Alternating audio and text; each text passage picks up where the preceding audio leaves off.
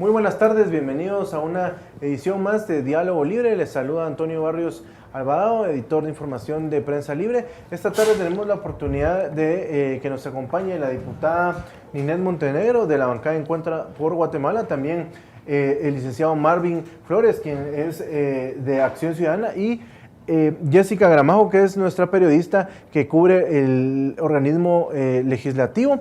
Esta tarde el tema que nos ha traído es hablar sobre la aprobación final de la ley de las reformas a la ley de compras y contrataciones, lo cual ha ocurrido esta semana en el Congreso de la República, y empezar a hablar un poco de los efectos que puede traer esta aprobación. La mayoría de ellos, entiendo yo, buenos para poder transparentar bastante el uso de los recursos del Estado. Y pues vamos a ir hablando con nuestros invitados y con Jessica ese tema. Así que los invitamos a ver, antes que nada, una nota previa que han preparado nuestros compañeros de Prensa Libre TV sobre el tema. Luego de varios atrasos y tropiezos, con el Decreto 9-2015, el Congreso de la República reformó esta semana la Ley de Contrataciones del Estado, en donde fueron incluidos una subasta inversa, prohibición a diputados y familia de ser contratistas y otro grupo de controles más estrictos. Los cambios a la ley pretenden generar mecanismos de mayor control y transparencia, pues se adicionan artículos que evitan favoritismo de funcionarios, tráfico de influencias y se limita la compra directa. El proceso de aprobación se había paralizado la semana pasada debido a que entre los cambios figura la prohibición a los diputados, a sus cónyuges y a sus familiares en grados de ley, así como los financistas de partidos y campañas políticas, de ser contratistas del Estado. A ese respecto se modificó el artículo 34 y aunque continuó la prohibición de que los diputados y funcionarios sean contratistas del Estado, se eliminó el plazo de 12 meses más después de dejar el cargo. También se exceptuaron de la prohibición las contrataciones de personas individuales que se realicen en relación de dependencia o dentro de los renglones 029 y 189. De igual forma, se estableció un techo de 30,000 quetzales anuales para los financistas de organizaciones políticas o de campañas electorales. Bueno, hemos visto la nota de introducción sobre los cambios importantes que se han realizado a esta ley, pero yo, antes de que entráramos en el detalle de las reformas, me salta una primera inquietud. ¿Cómo le explicamos al ciudadano de a pie, como solemos llamarlo, al que está usando hoy por hoy buses, al que está trabajando en este momento, la importancia que tiene la reforma o este primer paso de reforma de ley de compras y contrataciones? ¿Por qué sí es importante? Porque puede sonar un tema muy abstracto cuando le empieza uno a hablar a la gente de los contratos abiertos y las subastas inversas, y etcétera, etcétera, etcétera. Pero en el fondo sabemos, y eso es lo que les pido que nos expliquen, cómo debe entender el ciudadano la importancia de esta reforma. Diputada, tal vez usted nos puede empezar a explicar. Bueno, muchas gracias. Bueno, por ejemplo, el Producto Interno Bruto de un país, en este caso es 560,000 millones. De esos 560,000 millones, de ese gran pastel, un pedacito más o menos así, que es un 10%, es lo que al final logra llegar en parte al país, al Estado, a la población, para salud, para educación, para subsidios, para cualquier necesidad que tiene, sobre todo la gente que más lo necesita, aunque debería ser para todos, pero se ha ido focalizando, por ejemplo. Y si además de ese poco pedacito del país, lo que se compra, todos los bienes y servicios, rentas, encima no se ha hecho un libre mercado, sino que se ha hecho un monopolio, y se han aprovechado unos cuantos malos empresarios para vivir de privilegios y sobrevalorar todo eso que es necesario para un país en educación, en salud, en vivienda, en infraestructura. Tal vez así se entiende. ¿Y a qué me refiero? Los monopolios deben terminar. si de veras queremos libre mercado. Pero aquí no estaban, porque en el contrato abierto, había un contrato abierto que lleva casi 14 años, en donde había una lista de determinadas empresas que al terminar el contrato volvían a ampliarlo y ampliarlo y ampliarlo, sin nuevas bases de licitación, sin, eso sí, cada vez más caro, cobrando más caro, sin competir con otros. ¿Dónde estaba la sana competencia? Entonces, esas son las cosas que nosotros logramos ya eliminar.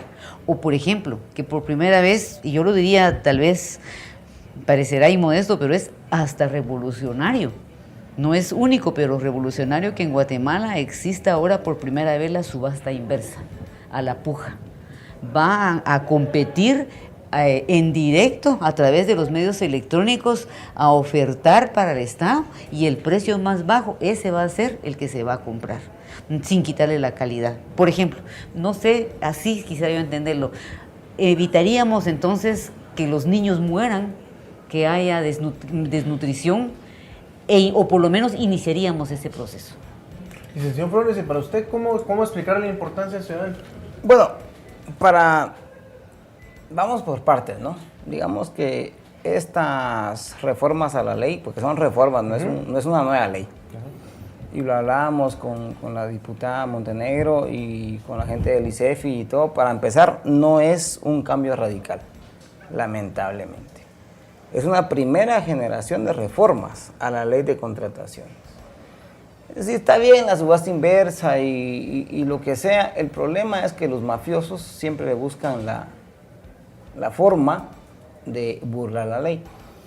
Pero yo creería que el tema, aparte de ver cómo se aplica, es seguir con el compromiso en el Congreso de la República de cómo hacer una segunda o tercera generación de reformas a la ley.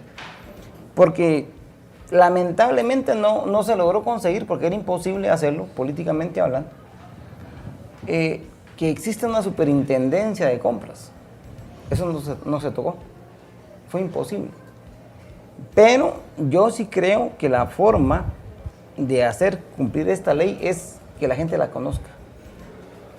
Y ese es nuestro compromiso como Acción Ciudadana, digamos, llevar esas reformas mediante Guatecompras, la ley de acceso, capacitaciones.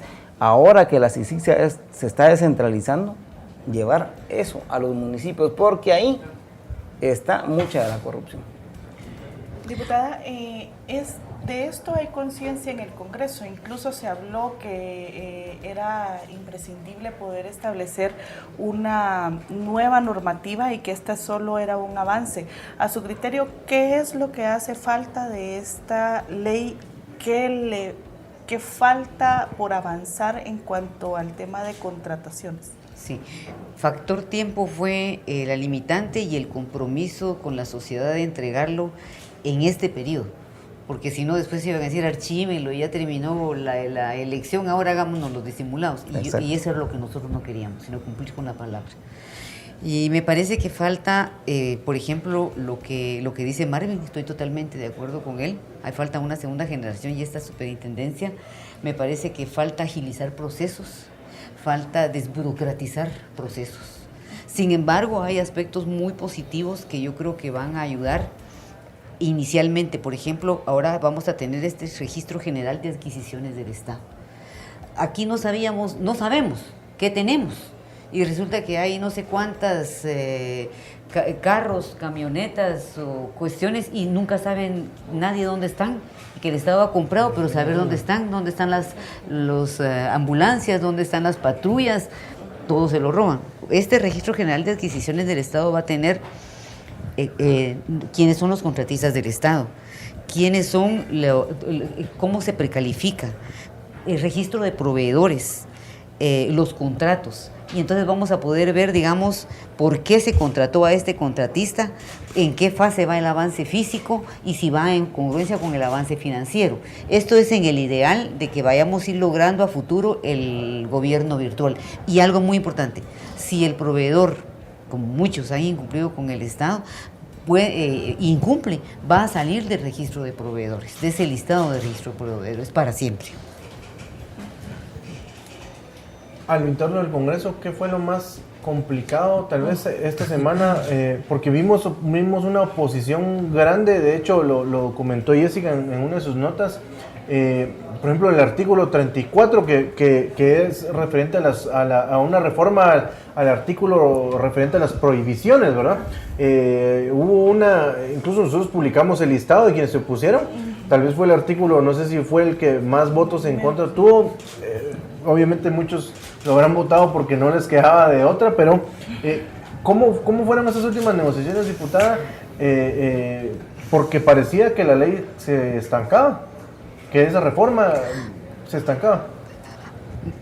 Tengo la impresión de que cuando se aprobó la mesa para reformar la ley de contrataciones, nunca se imaginó que íbamos a llegar a esto. Y tengo la impresión de que se hizo solo por salir al paso a una sociedad que estaba con toda la razón enardecida y que los que estábamos ahí íbamos a hacer 2 que 3 cosas y luego lo íbamos a archivar. Tan es así que cuando al fin terminamos esto, yo realmente reconozco que hicimos mucha presión para que se terminara lo más pronto posible, pero con contenidos. Después de escuchar a 90 organizaciones y más de 3 meses de trabajo, pero yo quería que este año fuera, urgía, porque yo sabía que después iba a ser casi que imposible o imposible. Cuando nosotros la llevamos, la quisieron meter a 3 comisiones, Entonces fue cuando tal vez ustedes se recuerdan que yo levanté la mano y le digo, miren, eso no es el compromiso que hicieron con el pueblo. Si ustedes la meten a 3 comisiones, jamás esta ley se va a conocer y aprobar. Ustedes dijeron que la iban a aprobar de urgencia nacional y yo les pido que aquí obvien el dictamen favorable, porque esto lo pidió el pueblo y la prensa lo sabe. Fue así como fuimos logrando, bajo pura, llamémosle así como recordatorio, llamémosle así, de los compromisos éticos que se habían asumido con toda una parte de la población. Pero sí fue muy difícil. Hubo presión y se orilló hasta cierto punto de volver a hacer mesas técnicas para volver a hacer análisis de los artículos que ya habían alcanzado consenso. Sí, y no solo era de funcionarios, de algunos funcionarios, perdón, eran precisamente de estos personajes que no están acostumbrados a trabajar dentro del libre mercado, porque hablan tanto de libre mercado, pues no lo practican. Eso no les gusta. Hablar es fácil, pero practicarlo es, claro, quieren privilegios, si no querían. Sobre todo algunos laboratorios nacionales. ¿La llamaron? Yo solo le digo que hubo cierta presión, y le voy a decir esto, es más, tuvimos que rehacer 3 veces 2 mesas, tres veces 3 mesas en el hotel, en varios lugares fuera del Congreso, para tratar de ver qué se podía hacer, pero lo que se podía hacer era lo correcto, no lo que se pedía. ¿Por qué? Porque imagínense, subasta inversa, contrato abierto controlado, contrato directo ahora controlado, se prohíbe ahora la excepción, porque ahora sí, solo si hay de verdad estado de calamidad. Emergencia. Y emergencia real. Y está dicho fraccionamiento. Se prohíbe y se castiga el fraccionamiento. Entonces, para ellos eso era imposible. No lo fiesta. Tenemos que ir a una pequeña pausa y ya volvemos con Jessica, que tenía la siguiente pregunta, y yo también ya tenía una para Marvin, pero ya volvemos en unos segundos.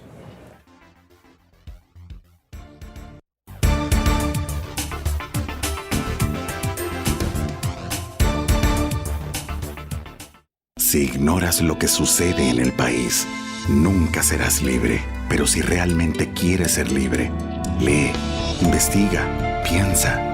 Infórmate a la mañana, al mediodía, en el bus. Y si no has empezado o sientes que no es para ti, entiende que ser libre no tiene edad ni condición social. Es por eso que Soy Prensa, soy libre. Prensa Libre, un periodismo que evoluciona.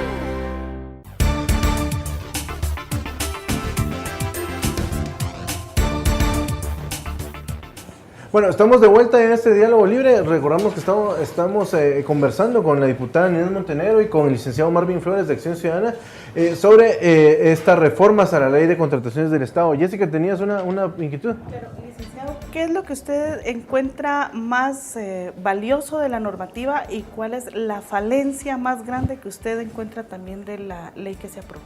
Todo es valioso porque se ha venido, digamos, luchando por estas reformas. Yo lo que creo es que son los controles siempre del Estado. Por ejemplo, se prohibió que empleados, funcionarios del Estado, contraten o le vendan servicios al Estado. Hay que tener el control de entonces quiénes son los empleados y los funcionarios. Y lo más llamativo, digamos, que lo luchamos mucho con el ICEFI y Acción Ciudadana, que era que los contratistas del Estado no financien campañas políticas, porque es el círculo eterno de la corrupción.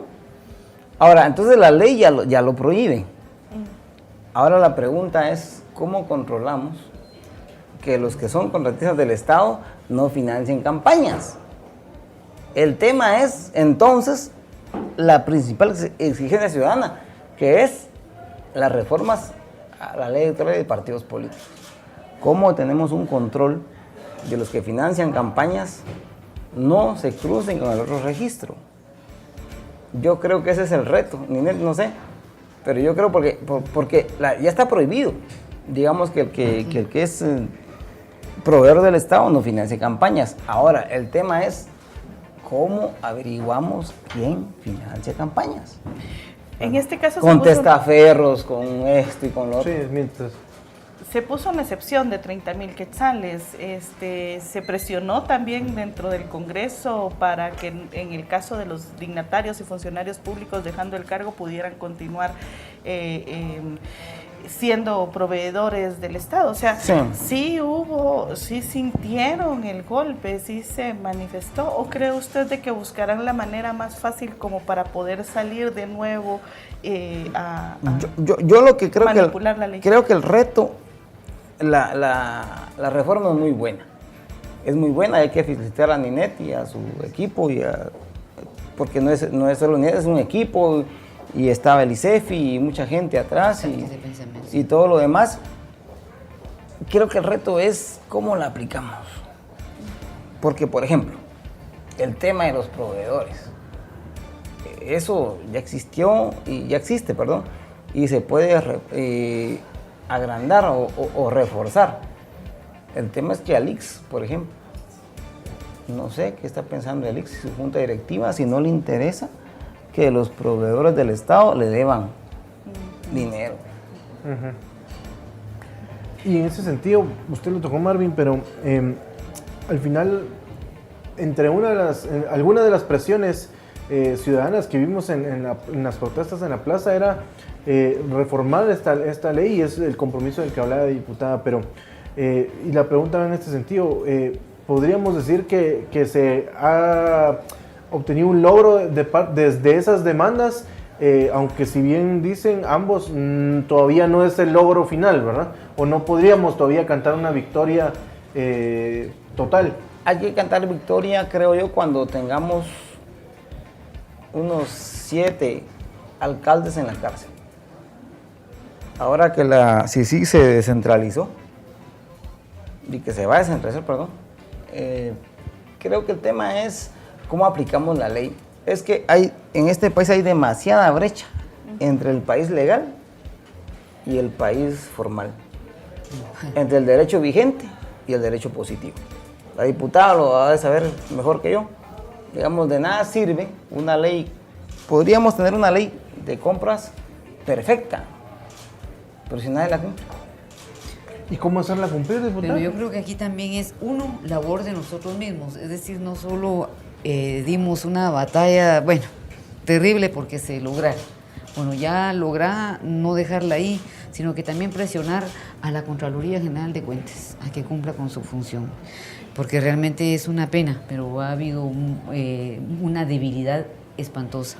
Presionar también al Ministerio Público, sobre todo a la Fiscalía contra la Corrupción, a que cumpla con su función, exigir, denunciar y evidenciar. Si no, tiene toda la razón. La ley es muy buena, es muy positiva, pero podrían encontrarle agujeros, hacer algo. Entonces ahí hay que prestarle ojo al reglamento, eso quería decir también, porque dejaron que el reglamento colaborara. Sí, todas las leyes siempre tienen que tener un reglamento, pero ya lo hace solo el Ejecutivo. Pero me llama la atención que hayan dejado que lo ayudara a hacer el Contralor.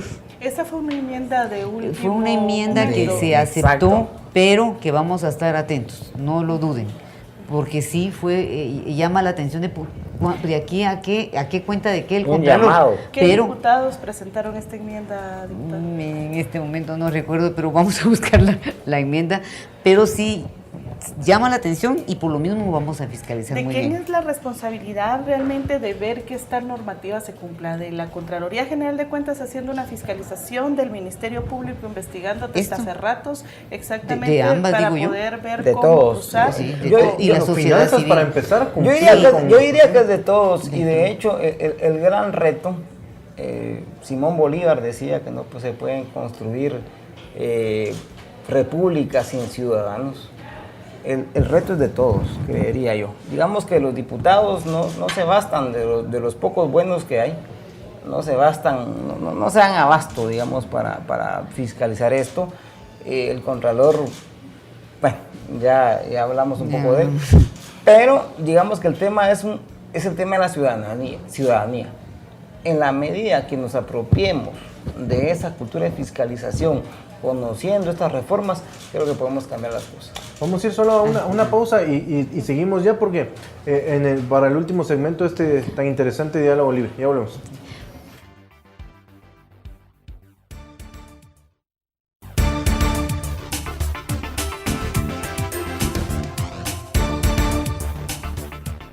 Si ignoras lo que sucede en el país, nunca serás libre.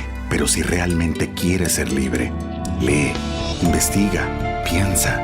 Infórmate a la mañana, al mediodía, en el bus. Y si no has empezado o sientes que no es para ti, entiende que ser libre no tiene edad ni condición social. Es por eso que Soy Prensa, soy libre. Prensa Libre, un periodismo que evoluciona. Si ignoras lo que sucede en el país, nunca serás libre. Pero si realmente quieres ser libre, lee, investiga, piensa. Infórmate a la mañana, al mediodía, en el bus. Y si no has empezado o sientes que no es para ti, entiende que ser libre no tiene edad ni condición social. Es por eso que Soy Prensa, soy libre. Prensa Libre, un periodismo que evoluciona.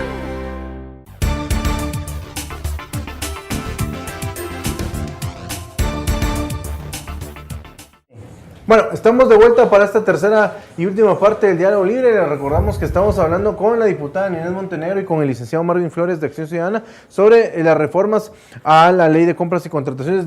Diputada, usted tenía el uso de la palabra porque la había pedido y nos iba a contar un poco sobre el proceso de cómo se articuló esta reforma a la ley. ¿Y cuánto tiempo duró? Sí, yo quisiera ante todo contarles y agradecerle a parte de la población que estuvo religiosamente día a día en un hotel de la ciudad capital en la zona 1 sin faltar. Cuando nosotros pusimos en 3 medios escritos que los esperábamos de tal a tal hora, que íbamos a estar ahí y que los esperábamos con sus documentos por escrito, en audio, en digital, y que se les iba a dar audiencia de 20 minutos y que para que se inscribieran tenían que ir a tal dirección a inscribirse, nunca nos imaginamos ver la lista de más de 100 y tantas personas, además de organizaciones que se habían ido a inscribir. Y entonces tuvimos que ahí sí que ver cómo hacíamos los horarios para escuchar durante meses a la gente. Y no fue cualquier cosa lo que dijo la gente. Esto que hoy ustedes ven nace realmente no de mí, no de otro diputado, nace de la sabiduría de un pueblo que ha vivido la forma inhumana en que han tratado al ser humano, con sobrevalorar medicamentos, con sobrevalorar los alimentos, con robarle salud, y ellos realmente fueron los que hicieron esta propuesta. ¿Cuál es la historia que más le impactó de todas las que le contaron estas personas, ciudadanos que a pie, digamos? Sí, médicos, muchos médicos de hospitales nos contaban que eran literalmente sobornados a que tenían que comprar determinado medicamento aunque no lo necesitaran, a que tenían que, a veces, que con las juntas calificadoras, que tenían problemas porque los obligaban a determinadas juntas calificadoras. Entonces ellos nos decían, tienen que poner esto y esto en las juntas calificadoras, tienen que ver en este tema de poner control al contrato abierto, tienen que hacer tal cosa, porque ellos lo habían vivido. Y hubo un señor, aquí esta propuesta no está, ojalá en la segunda generación, no sé si es válida, don Jorge Elizondo, señor ya mayor, experto, y me decía, el suelo y el subsuelo es propiedad también del Estado. ¿Por qué solo el ministro de Energía y Minas decide a quién se le concede? ¿Por qué no la ley de contrataciones? Claro. Me impactó. Tenemos, y quiero compartirles, tenemos participación de algunos de la audiencia en redes sociales. Vamos a leer algunos de los comentarios que se han puesto a través de nuestro post en la cuenta de Facebook de Prensa Libre. Carla de Girón dice, serán funcionales siempre y cuando no dejen tomar posesión a los diputados contratistas, que según sabemos aún hay varios para el próximo periodo presidencial. Por lo demás, solo habría que revisar periódicamente que no surjan nuevas mañas para que no volvamos a caer en lo mismo con otros métodos, un poco lo que decía Marvin. Company Maro dice sí, pero que no vayan a poner que para ser contratados por el gobierno la empresa tiene que tener 1000 años de experiencia, porque al final va a ser lo mismo, porque los funcionarios van a poder seguir metiendo a sus empresas que ya están bien fogueadas en estos temas, y las empresas nuevas y emprendedoras van a quedar fuera. Miriam García López dice, espero que así sea, de lo contrario, como están preparando un tamal bien grande para el próximo año, pero si empiezan con sus fechorías los vamos a sacar de la ratonera. Y dice Julio de León, en la ley también ponen la trampa, así que será ver cómo funciona en realidad. Así han hecho muchas modificaciones y al final siempre es lo mismo, se salen con la suya. Y yo agarré un comentario en algunos programas, analistas o gente que estaba hablando del tema, dijo algo que me llamó la atención, y no recuerdo quién lo dijo, si no lo citaría, pero decía, bueno, probablemente, y ojalá no sea así, el malo va a ver cómo burla la ley, y aunque tenga que burlar 1000 pasos, los va a burlar. Pero el bueno, ojalá no se le esté complicando al honesto, pues tener que cumplir con esos 1000 pasos. Al final, y la pregunta viene acá, vemos que la ciudadanía dice vamos a seguir fiscalizando, y que tiene por lo menos esperanza de que pueda venir algo bueno con estas reformas. No sé cuál sea la percepción de ustedes sobre los comentarios de la gente.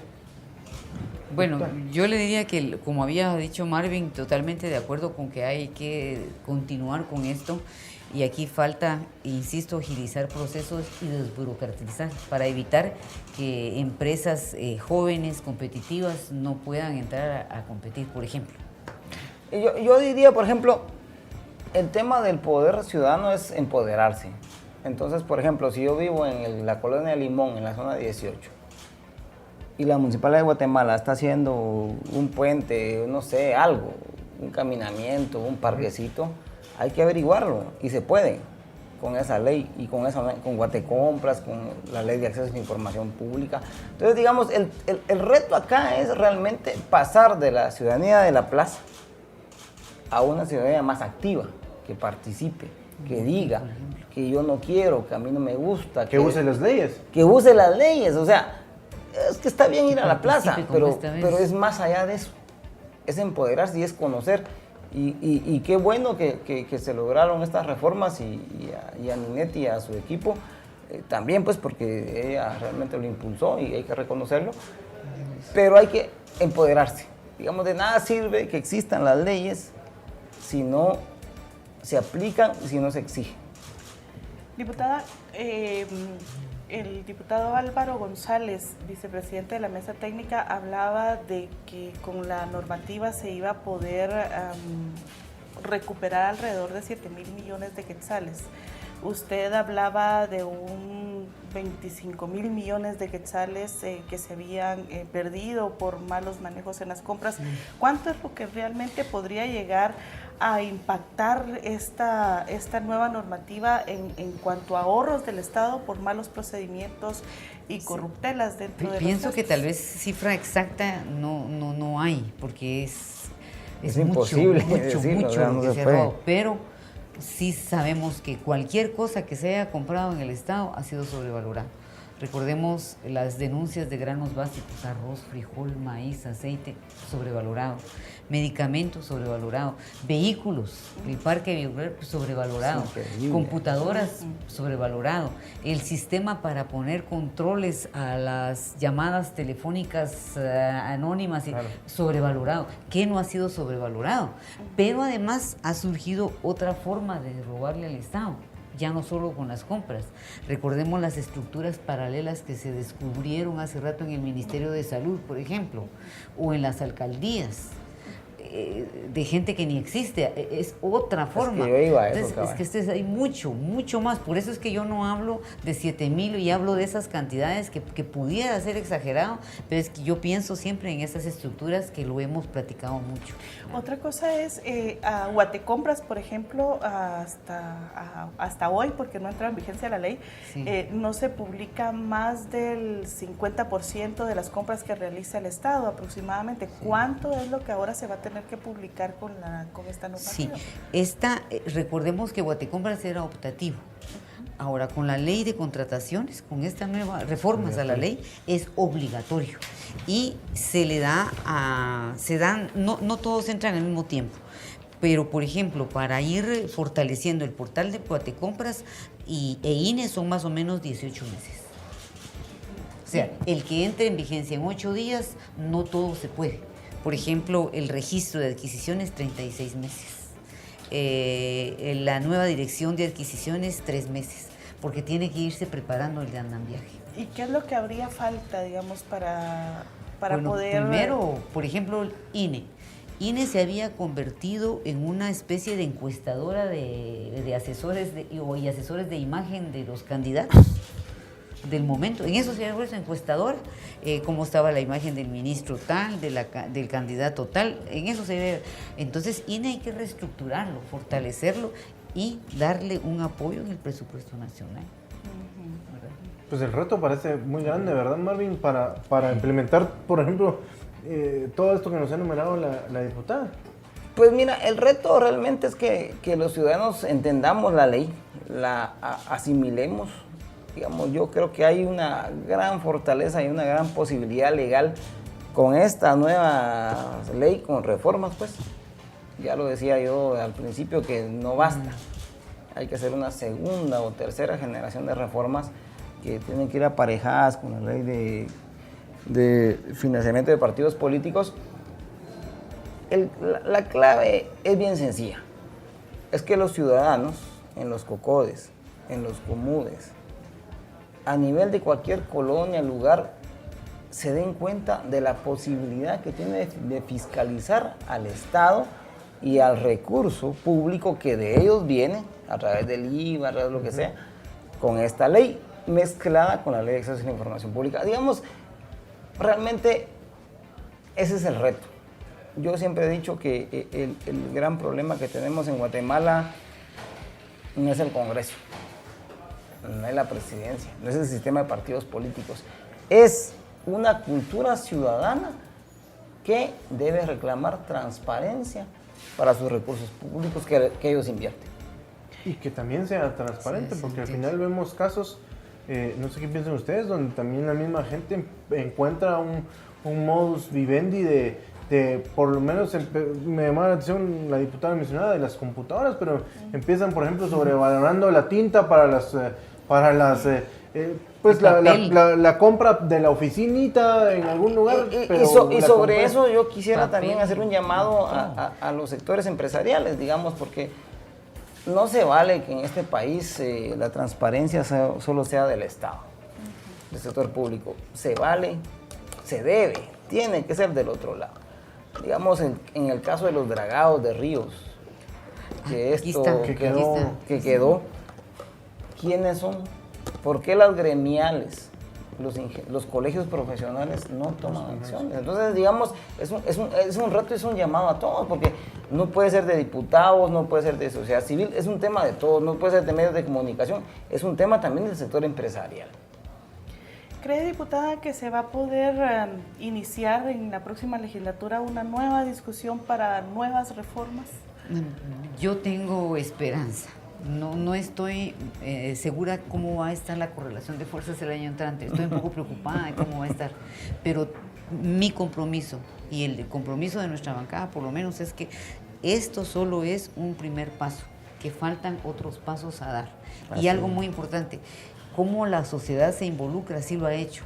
Ellos nos ayudaron a hacer esto y pueden seguir. Y esa es una forma en que la ciudadanía sabe de qué está hablando, qué está tratando, y que la legislación no sea exclusividad de los diputados, sino de la ciudadanía. Perfecto. Bueno, les agradecemos a ambos, el tiempo se nos ha ido y sobre todo agradecemos pues la preferencia que han tenido con este diálogo libre. Diputada, gracias y Gracias pues a ustedes. felicitaciones de nuevo por el logro. Marvin, igual a ustedes por lo que hacen con fiscalización y con el acompañamiento que le dan, pues esperamos seguirlos y seguramente acompañando como medios en esta lucha titánica que tenemos todos en pro de la transparencia y de mejorar, de hacer algo por este país que tanto queremos. Así que gracias, Jessica, también. Gracias a ustedes. Pueden ver mañana el resumen de esta entrevista en edición impresa y en algunos minutos ver la repetición a través de nuestros medios electrónicos. Ya nos vemos.